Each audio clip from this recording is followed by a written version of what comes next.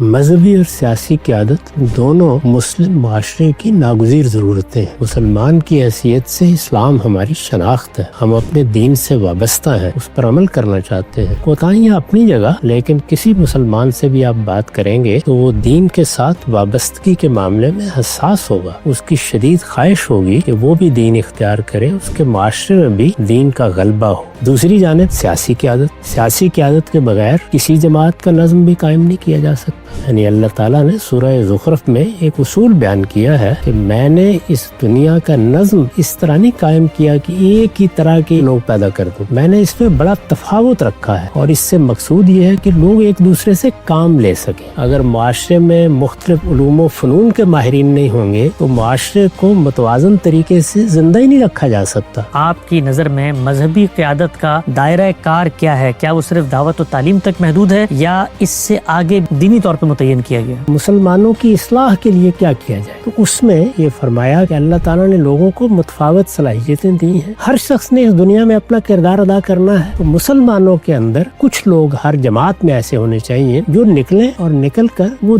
دین کا علم حاصل کریں، اور دین کو سمجھنے کے بعد وہ اپنی قوم کو خبردار کریں، اس لیے کہ وہ آخرت میں اللہ تعالیٰ کی گرفت سے بچ جائے۔